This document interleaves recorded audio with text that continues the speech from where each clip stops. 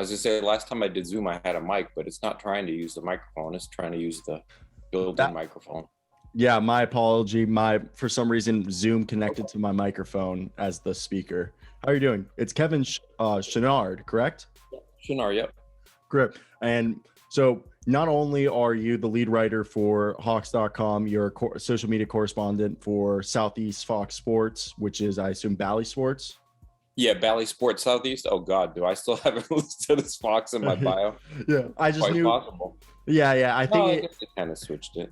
Okay. Yeah, I was looking at your LinkedIn too because I saw that. Oh, LinkedIn. Oh God, yeah. I never use LinkedIn. That makes sense. Were you born and raised in Nova? No, but I taught at Northern Virginia Community College for 20 years. I'm from. Actually, I still teach for them. I just teach online. That's a great gig right there. But yeah, I'm from Baltimore County. I got a bunch of friends from meeting friends through college who go to school in College Park that they have friends from Nova. Mm-hmm. So either way, thank you for taking the time out of your day to do this. It's very much appreciated. And let's get right into it because I do have a big following of Hawks fans who watch my stuff. And I want to say the Hawks over the last month have been all over the place. It seems like there's a fire sale going on for everyone not named Trae Young, Onyeka Okongwu, and DeAndre Hunter, and maybe Clint Capella because they keep saying Clint's Trae Young's favorite, but then you hear Clint Capella, the Timberwolves, Clint Capella, there, here, everywhere. So my first question is, are these just smoke screens or is there actually are they actually going to follow through with these rumors and is somebody going to be moved like a John Collins? I mean, I think we've gotten to the point, especially with Collins, where maybe I wouldn't necessarily say that it's going to be like today or whatever before the before the draft.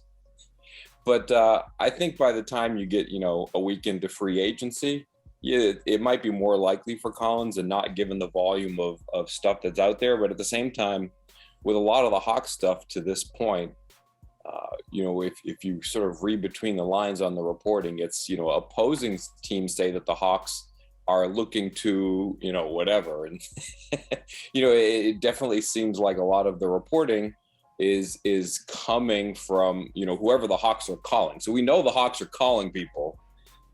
We just don't know, are they doing their due diligence or are they really interested in getting something done? But I think that they're kind of they're definitely at a crossroads, so that they have to make these calls. And then the question is, do they find something where they get the value that they like? And that's going to be tricky. And the other confounding factor here is, they're up against the salary cap.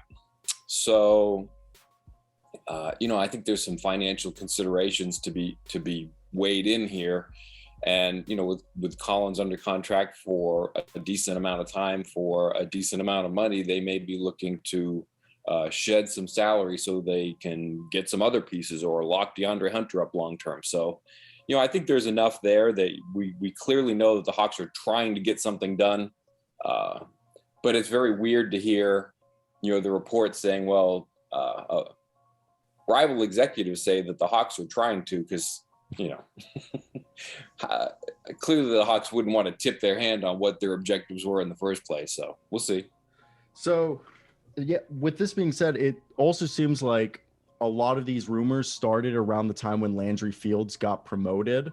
And I don't know if that's maybe Landry Fields might have initiated, because I know about 3 weeks ago, we found out Fields was going to be moved to GM spot in the organization. And I thought that was the right move. A huge fan of Landry Fields went back when he was on the Knicks. And this might just be my instincts just from reading, like I said, between the lines. Chris Gent, the new lead assistant on Darvin Ham's staff, was responsible for developing John Collins. And my thought process is he might have been one of the last key supporters of John Collins within an organization. And it seems like a lot of people are just kind of fed up with John Collins compared to the other players who are, because we know Danilo Gallinari is going to get waived because his contract's only partially guaranteed. And also I'm surprised that the Bogdan rumors have died down. So my thought is they're trying to get better on defense, and defense is the whole thing. We can agree that was the catalyst of the problem last year. But Collins is I just feel like the rumors, how you said, it's all rival execs, and it's just maybe the Hawks doing their due diligence, because I feel like there's smaller moves that could be better than doing a bigger move, if that makes sense. Yeah, it's going to be very tricky to get value on John Collins. I think that's the big problem that they're up against. It's not that they feel like Collins is an irreplaceable piece, but they want to make changes. They might feel like that's a place where they could get it done, but then, John's really good. So like, can you get equal value for him in return? And it's kind of dicey. Going back to what you said about Landry Fields, I don't think that there's any meaningful change in roles. Like Travis Schlenk is still president of basketball operations. I would assume that I don't think it's an unreasonable assumption either that, all basketball decisions, the final decision is still up to him. We'll see Landry Fields more in the forefront. From what I understand, if I read the email right, like he's going to be the person that talks to the media on draft night.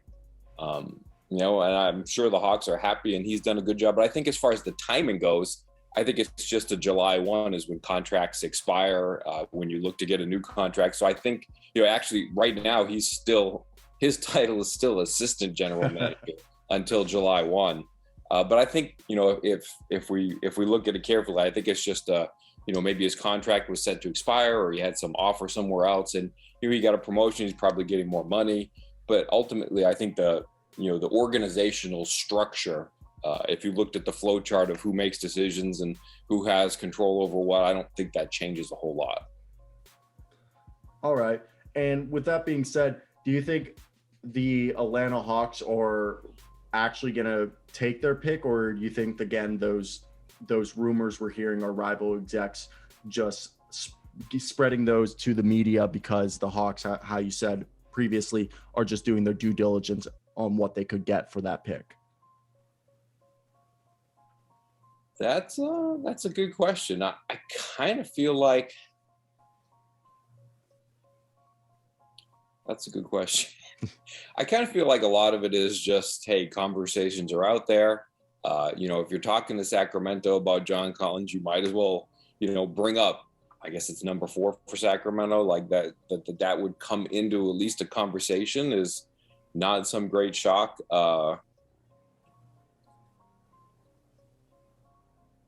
My gut is sort of that 16 is a good spot to draft in this draft. That, once you get past 3 or maybe 4, the talent level in the draft takes a step back, but it holds pretty consistent through like 15, 16, 17.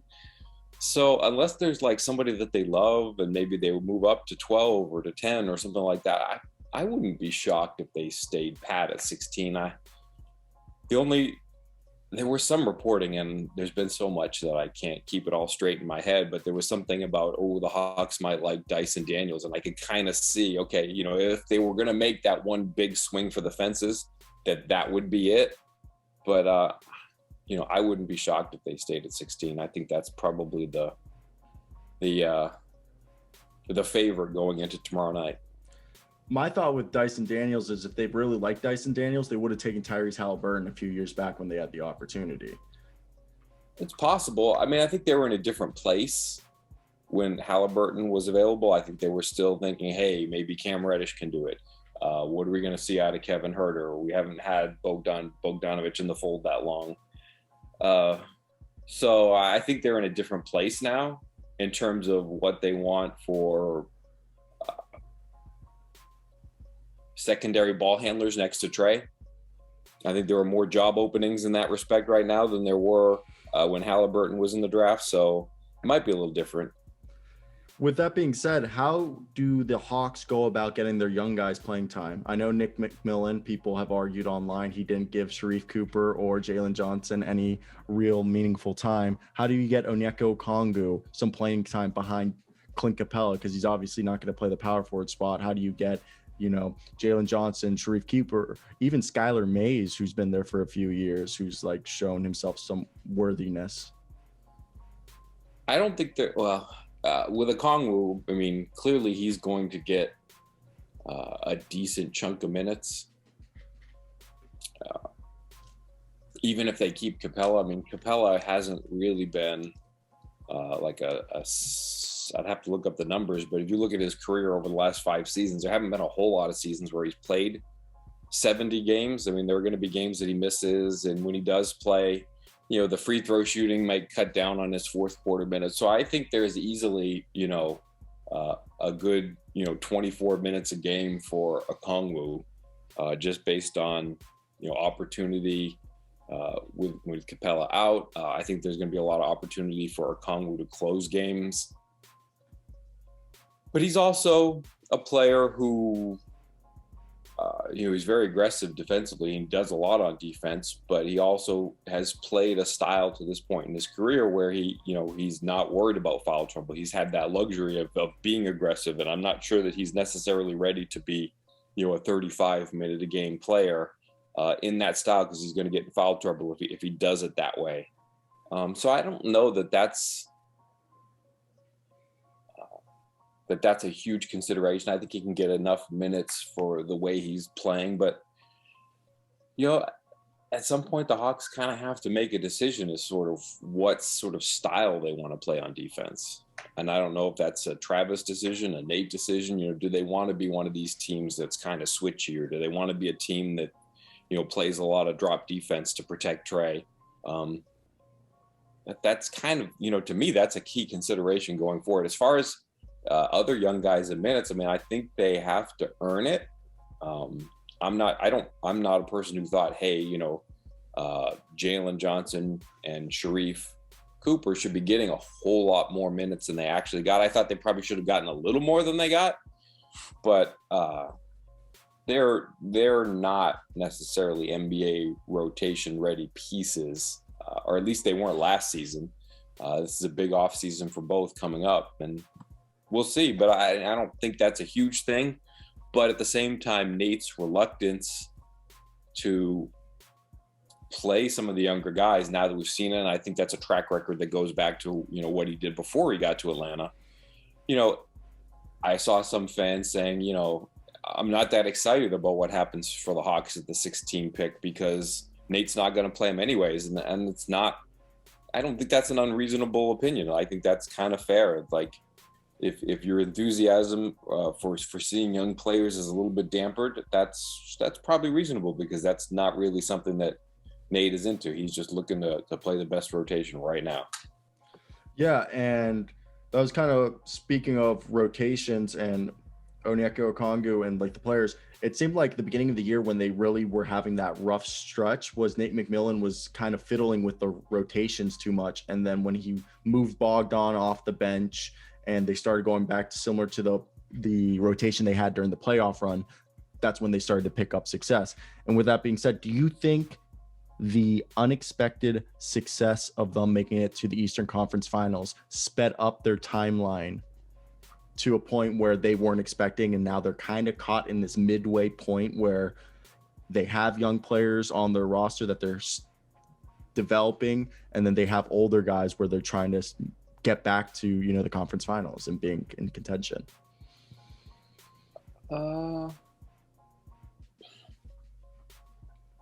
That's an interesting question.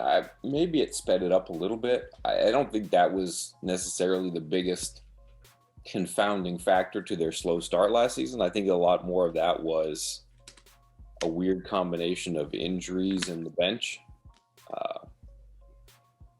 It's funny now, looking back at things like, oh, here's the one year anniversary of the Hawks doing such and such against the 76ers, and it's like, oh yeah, last season went really long, like it was into July. And so the Hawks didn't, they had a really short off season, and they had a whole bunch of injuries. Like Clint Capella wasn't right to start the season. Bogdanovic wasn't right to start the season. Danilo Gallinari, I don't think he was injured, but he didn't look great to start the season.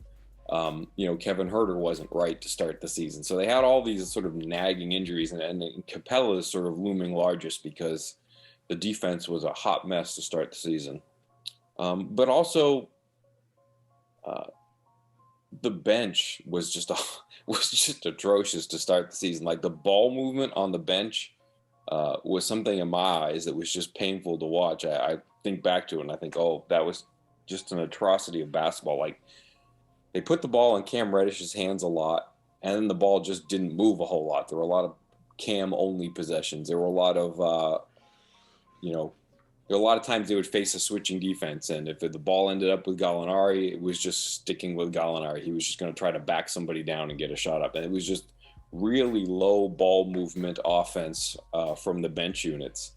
And between that and the injuries, I think that was a bigger cause for the slow start than anything about changing timelines. The only thing that I would wonder about changing timelines is like contracts like that. I think that's a bigger place where changing timelines comes into play. You pay Collins and you pay Herter. I think some of the money that was doled out may have been a changed timeline sort of issue. And so my thought process is that when you look at this team, do you think Cam Reddish, as soon as he left, everyone was joking, damn, Cam must have been that much of a detriment to the locker room because they actually started winning more. They had more success, like for especially like the week or two after they I think they went on a win streak. Was Cam really that bad in the locker room? I can't speak to the locker room at all, but going back to what I said about watching the bench lineups, like I do think that his play hindered the bench. Like if you just look at the raw numbers, like on off last season, go look at Cam Reddish, and I think that tells a lot of the story. The numbers when he played, they just were not good. They put the ball in his hands a lot. He wasn't the greatest passer. He took a lot of shots that were ill-advised. Like if Cam got his feet set and took a shot, like he was great. Like he shot like 90% from the free throw line. Like it was more a matter of decision making and defense than anything else. Like he's got a lot of talent. He does a lot of good things, but he took a lot of ill-advised shots. There were a lot of possessions where he needed to move the ball and he didn't. And he's got a lot of defensive talent that wasn't really being used a whole lot. So, I don't know about the locker room, but just the on-court product, I think it was pretty clear to say it didn't work out when Cam was out there. Yeah, and I mean, they basically traded him just for a first-round pick because they didn't even play Kevin Knox. I think he had one okay game where he maybe got into double-digit scoring. Sure. And this team, I'm curious with how it goes into free agency, like because like the argument, like how you made, like Clint Capella is sometimes unplayable in the fourth due to his, the foul shooting, as well as I think Clint Capella, I assume it's due to the injuries that he regressed defensively compared to during when they made that run in 2021, where like I felt like Clint Capella, I'm not saying he was like a Rudy Gobert type defender, but he was, when you entered his zone that one season, it felt like he was locking the paint down. Nobody was getting a rebound or anything, but it felt like how you said Clint Capella being kind of sluggish and almost out of it by the fourth quarters, like he was gassed. Yeah, I'm not saying that Clint is gassed in the fourth quarters. I just think that there are considerations in terms of, free throw shooting. You want a little bit more offense. A lot of times teams at the end of games will play switching defenses, which lines up a lot better with what Okongwu does than what Capella does. Capella's actually pretty good at switching defenses. It's just not something I think you want him doing for 5-6 minutes at a time necessarily. So I just think, it's not even a Capella thing. It's more just an NBA team thing. Like you usually start with your drop your drop defense, pick and roll center, and then at the end of games, you usually often see like the more switchable defensive centers. And with Capella, I think a lot of it's just health. Like I think he can be like a Gobert type defender. Like I honestly thought, not this most recent season, but the one where the Hawks went to the conference finals. Like I thought Clint Capella should have been, the Eastern Conference Player of the Month for March, because he was scoring like 18 points a game, like 15 rebounds a game, and he was easily the best defensive player in the conference too. Like he was incredible, and he got to that level defensively by the end of this most recent season too. I think he just wasn't quite the same level on offense, and the team around him wasn't as good either. But he, when he's on and he's healthy, he can be a remarkable defender. Like he's pretty incredible, and like he's a top 5 rebounder to boot. So like he can do a lot of things, but there are a lot of things that he can't do as well. And one thing that I wonder about going forward is when he works with Trae Young, he's a really good screener. Like he sets good stuff for Trae in the pick and roll. He presents himself as a lob threat, but he's really not a good finisher. Like just his touch around the rim. There are other NBA players that do a whole lot better. So I wonder if that's, that when Landry Fields had held his first press conference earlier this week, I think one of the key touchstones was we want to get better on defense. We want to get better on defense. But I wonder if one piece of low-hanging fruit that the Hawks can go get is that they can get somebody who's better with Trae Young in the pick and roll. Like Trae's best skill is that it's either him or Nikola Jokic. Like he's literally one of the top 2 passers in the NBA. Like that's the thing that he does best. Like he shoots well, he handles the ball well, he has the whole bag, but literally the thing that he does best is he's just the best passing point guard in the league. And to have somebody who's a little bit better of a finisher could mean a whole lot. Like I'm not for the Hawks going out to get Rudy Gobert. Like it's going to cost too much in a trade. It's going to cost too much in salary. I think it's a bad idea, but what about Aiden? I don't know, but just going back to Gobert for a second, like he's going to score a lot of points if he plays with Trae. He hasn't played with a point guard like that. Like he's led the NBA in dunks for like 3 seasons running. And that's going to go up if he plays with Trae. Like he might lead the league in dunks by like 40%. Like it would be that big of a difference. Like he's that good.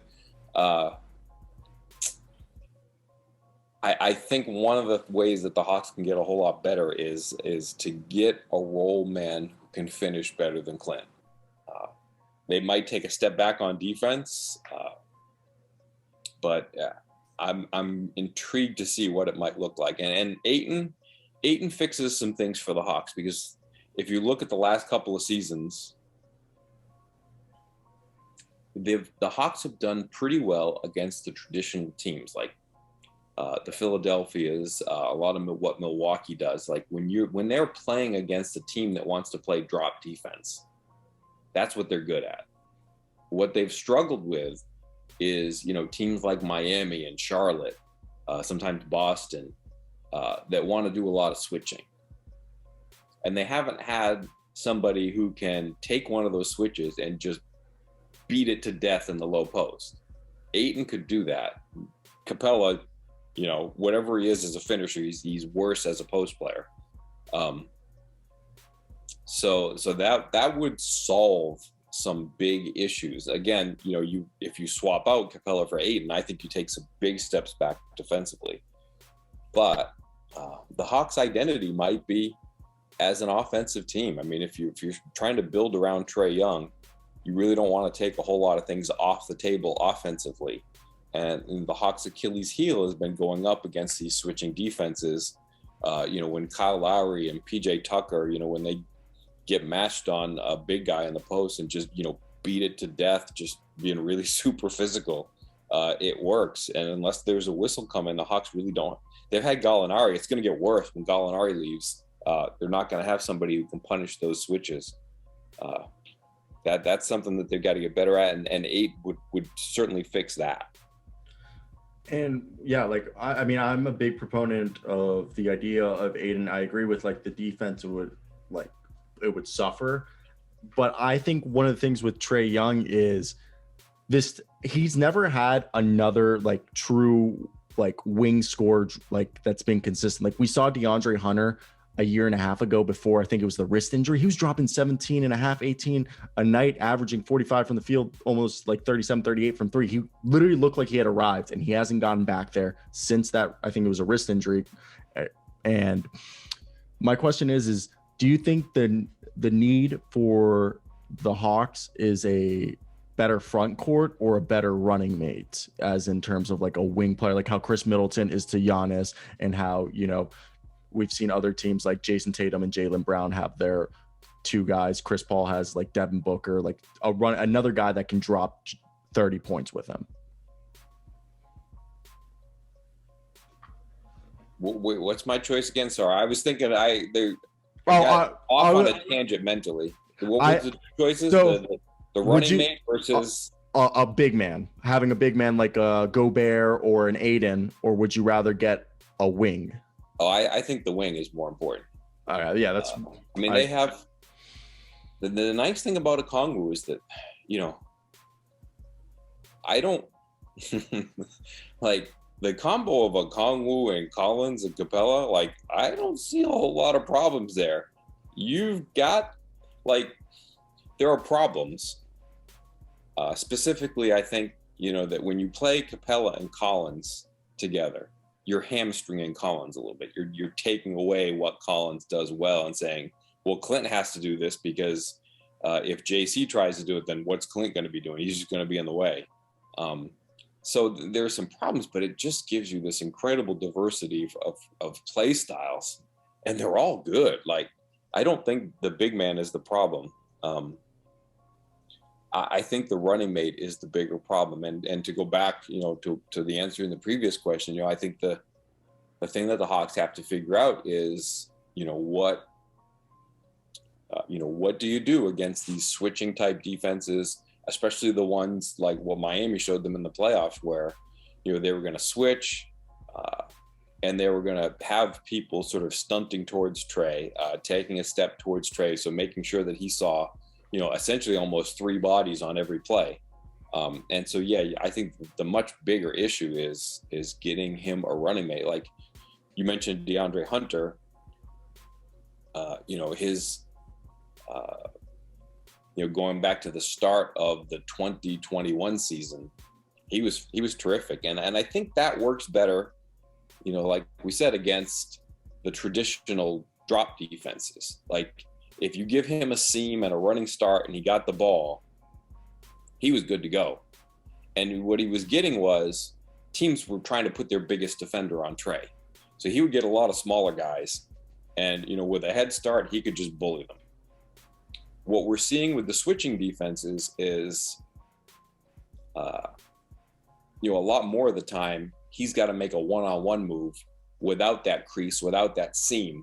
And for Hunter, that requires more ball handling when it's against a switching defense.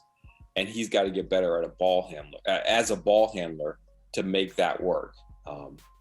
Because when it was just him with a crease against a smaller defender, and he was healthy, that was money. Like, he could do that. Like, he can go to his right, he can be strong, he can be big. He's a wonderful shooter. Like, he has terrific touch on his shots, jump shots, feeling the rim. But what ended up happening this more recent season was he didn't really have the ball handling to punish that kind of switching defense. And what we would get was he'd get to the free throw line and take a contested 15-footer. And that wasn't the strength of his game. And he wasn't getting a great quality of shots that way. So do you expect this upcoming season, besides Danilo Gallinari being waived or traded, but it seems more than likely he'll be waived, do you think the roster to be kind of the same? I don't know. I think it's a toss-up. It could be the same. It could be different. I mean, clearly there's enough smoke to know the Hawks are making phone calls. But I don't know what the overall corporate edict is. Is it find out what's out there? Or is it, find out what's out there and take the best thing that's out there? You know what I mean? Because you might find out what's out there and be like, yeah, no, we're good. We don't need that. Or you might have the edict of, find out what's out there and take the best thing and do that. And if that's sort of the mandate, then I think, clearly that if the mandate is do something, then they'll do something. But if the mandate is find out what's out there, like I said, going back to Collins, it's hard to replace the value of John Collins. He has a really big skill set that you don't find in a lot of NBA fours in terms of what he can do as a defensive four. He's not a good defensive five, but as a defensive four, he's pretty darn good. Gives you a lot of, he's smart. He's a good defensive rebounder. He's good as sort of a secondary rim protector. he can do a lot of defense. He's an immaculately good roll man, and he's worked to the point where if he gets a wide open jump shot, it's going to look good. He has a nice jump shot now. So like you put all that together and you say, well, what can you get if you trade Collins? I don't think you're going to get that much back. So it's a little bit dicey, and I just think it's a whether or not we see a trade is a matter of what's the mandate for Travis for the next couple of weeks. Is he supposed to make a change, or is he just supposed to find out what's out there? Yeah, and I agree with you. I've always liked John Collins from his personality. I thought John Collins just has a very fun, bubbly personality from what I've seen in the media, and just him coming, I believe it's Wake Forest, how he's just consistently just gotten better whenever it's been needed. And if I had to choose, I would rather trade Clint Capella, because I think centers are more replaceable than a good four like John Collins. And I look at this team and it's just, I feel like in your head, you think the problems could be fixed easy, like maybe bring back DeLon Wright or get a better defensive backup point guard, shore up the wing rotation and bring in more depth. And that's easier said than done. But with this team, do you think the team needs to go in a direction to become a more offensive driven team around Trae Young, or should they complement Trae Young with defense? Both. Like they're not going to get to their ultimate objectives unless they do some of both. I think they kind of have to do. They need.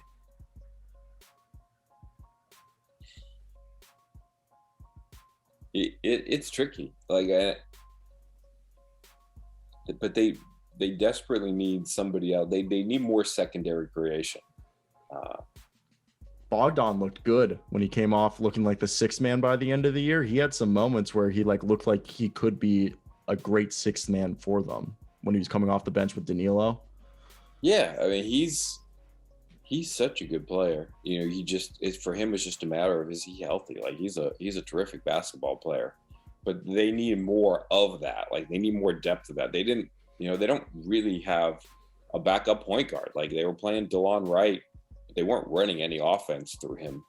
I think they need to get a player who can play next to Trae, who can back up Trae. They need somebody who can. They need more players who can direct an offense. And Bogdan, was the second best player on the roster after Trae for directing an offense. But I think you want him to be the third best. I think you need a second best, whether it's a backup point guard, whether it's like a CJ McCollum type who can play next to Trae, but also just kind of run an offense. They need that kind of player. Yeah. I don't think that you necessarily say, Bogdan's doing a bad job of it or, whatnot, but you need more of it. And you especially need it for when you see the switching type defenses. They're gearing up for the Hawks pick and roll and just saying, okay, yeah, you're going to have to beat us with a one-on-one move. The Hawks don't have enough players who can do that. So if you were the Hawks and you're at number 16, who are you taking? That's a good question. I don't really know who's going to be available at 16. I think my top two would be Malachi Branham and Jalen Williams. Probably in that order, but I don't know. I don't have a good feel for who's going to be available in that spot. I see Kansas. Didn't I see Kansas stuff behind you? Yeah. I go to. I'm in Kansas. Seems kind of like a safe pick there. So I would be all for that. I don't think you're losing value there. I don't think you're gaining value there. I think he feels like a number 16 pick that. I could live with that all day. I think he fits sort of with the timeline. We mentioned before, is Nate going to play some of these young guys? I think he would look at Agbaji and say, yeah, I can use that. Whereas some of these other guys, he looks at them yeah, that's a project. What am I supposed to do with that there? You know what I mean? So I could see that being the kind of pick that they make.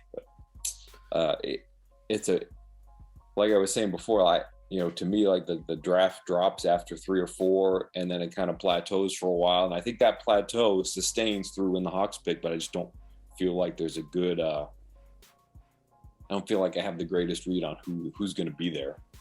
Yeah, it's a toss up. It feels like guys could go after pick number 4 or 5 in whatever the team whatever player they prefer. And I agree, Ochai Agbaji, it's the perfect because I think Ochai Agbaji is Malik Beasley who plays defense. And that's literally what he is. He's offensively the same exact player that Malik Beasley is, except he's a tad bit longer and is a plus defender. And Malik Beasley went 17. So I agree 16 is like the perfect range for Ochai Agbaji. And yeah, I feel like also, I mean, this could completely change if they make a trade. And I also think like Ty Washington. Imagine if Ty Washington comes over because he's supposed to be over there and he's kind of like we've seen Tyrese Maxey break out and we've seen Emmanuel Quickly, all these Kentucky guards who fell in the draft. And so I also like the idea of a Ty backing up Trey because he'd be able to take that load. But we don't know. Like it's all I feel I really love Trae Young and I just want to see Trey I just want to see more of Trey because it felt like the Hawks like fell out of the limelight this past year because of like all the turmoil in terms of like injuries. Like they used to at the end of last season, everyone was like the Hawks are next. Like everyone was expecting them to take that next step. And then when they stumbled out the gate, everyone kind of just put them in the corner. Yeah, I mean they're probably not as, if you kept it all together, they're probably not as good as the team that went to the conference finals, but they're also probably a lot better than the team they had last season, especially at the beginning of last season. You looked at how they finished the year and they were pretty good. But I think the Miami series was kind of telling. I think that was a good measuring stick. Like I think, going up against that team in that arena with their play style, really sort of put the spotlight on, okay, what do the Hawks do well? What don't they do well? And, I think if you compare that to what they did against Philadelphia and Milwaukee, like the season before, like they're built to handle one kind of team and they've got to get a little bit more versatile. And I think a lot of it is trying to, with all the constraints that they have in terms of salary cap, and whatnot, they've got to get better on the wing. They've got to get better with secondary creation next to Trey while also trying to, put together a reasonable defense around Trey. And that's not an easy job, but, those are the goals that are there. And they know, I think very clearly that the types of player that they're going to need. So if you had to choose, who would you trade off the team?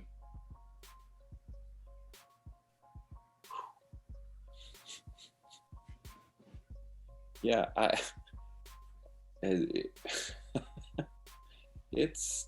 that's a tricky question. Like, I don't know. Like, yeah, I mean, you look at the landscape of the NBA, and I don't think the NBA, whether it's play style or the way the game is reffed or whatnot,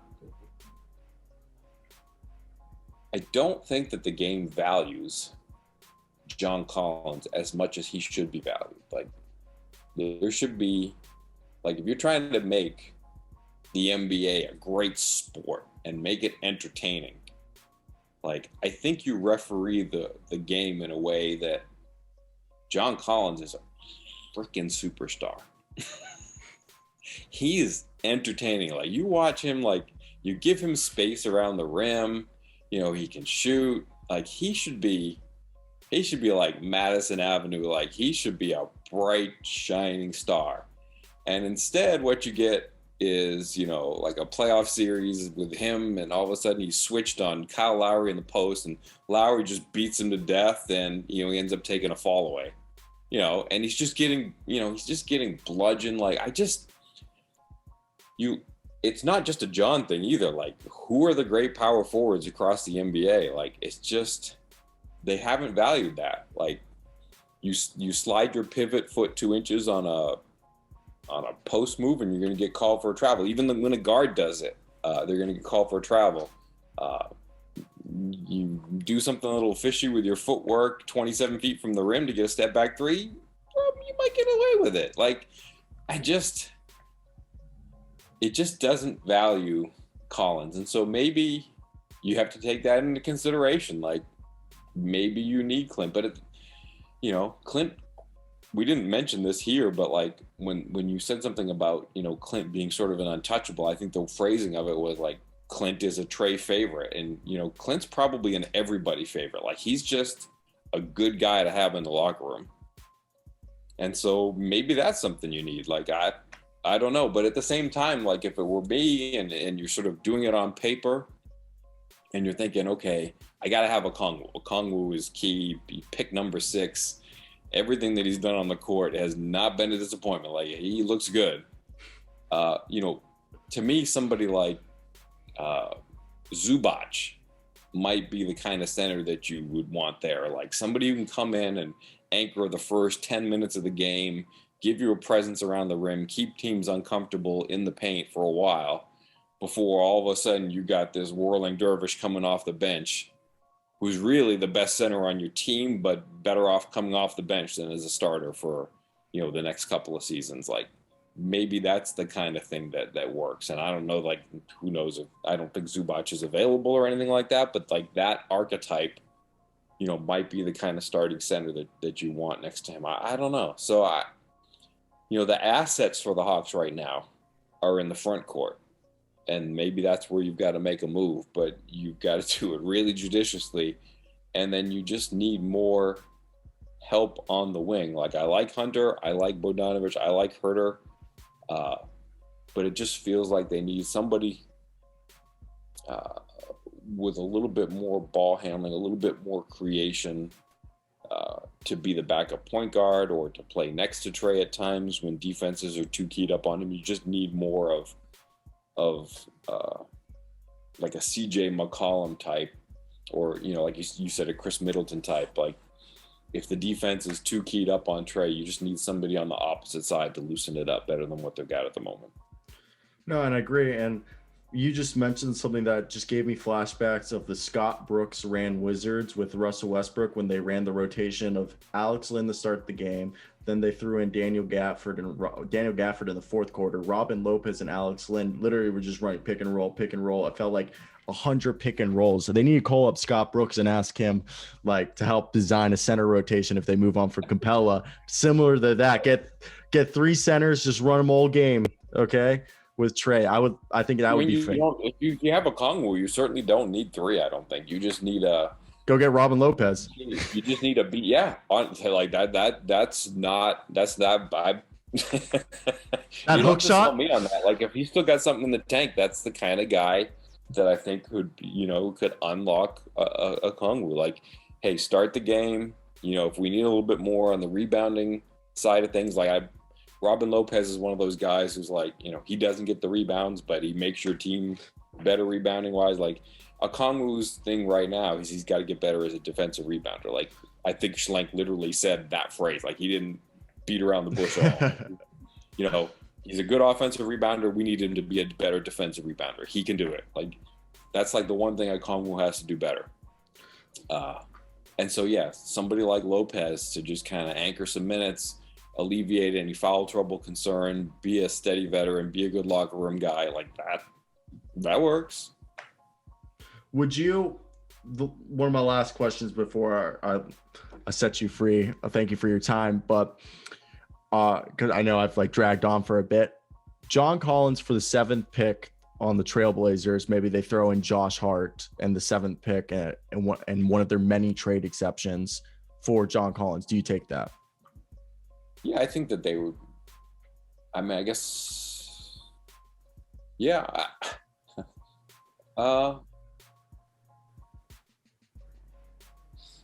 I think ultimately, I think they might do that. I think it's something where I think they want to know who's available at 7 before they do that. I don't know, through intelligence or through timing in the draft. Maybe you can make the phone call right after 6 gets picked. I could see Travis wanting to take the thing that the Hawks have missed out on, and you mentioned timelines and things like that, is that they haven't really gotten a chance to get a whole lot of high draft picks to put around Trey. Like there were the seasons where they were trying to rebuild. They clearly weren't really trying to win, and they wanted to get some good draft picks. The Hawks haven't had a whole lot of draft luck. Like the ping pong ball luck really wasn't their thing. So they haven't had a whole lot of, A+ talent coming their way. So, going back to somebody like Daniels, like if Schlenk wants one more home run swing to get like an A+ talent to put next to Trey, if he can drag it out and find out, okay, is Daniels going to be there at 7, then maybe he would pull the trigger on that, knowing, hey, I get one more big swing at somebody that I think can be, top of the line. I don't think you do it for the average number 7. So I think there's some contingency in there based on who's going to be available at 7. Oh, yeah, that's a great answer. Plus, I also think like the only other jersey I can see John Collins is in a Portland Trailblazers. I don't know why, but I just feel like he just looks. There's a Collins in a Trailblazer jersey already. Oh my God! Wait, isn't there when he's healthy? Is he somewhere else now? Maybe Spurs. Yeah, he went to the Spurs. The Spurs took him. Okay. Yeah, Zach. But yeah, you've been looking at Collins Trailblazers for a while. Yeah, he's healthy. But yeah, there's just the idea of Damian Lillard and John Collins off. I don't know why that just really entices me, feeling like Damian Lillard could take John Collins to that next level. But no, again, thank you, Kevin, so much for your time and and responding to my DM and everything. So again, if you watch the end of this, go check out Kevin Chouinard on Hawks.com and anywhere else you put besides your Twitter. I have a podcast called ATL and 29 where all right, conversations kind of like this. I have a cohort who knows more about basketball than me, so we get some pretty good conversations, and I learn a whole bunch. All right, sounds perfect. I'll put that all in the link in the description and make sure that everyone goes check that out. Thank you again so much for this and taking the time to do this. Yep, thank you. Take care. Go Hawks.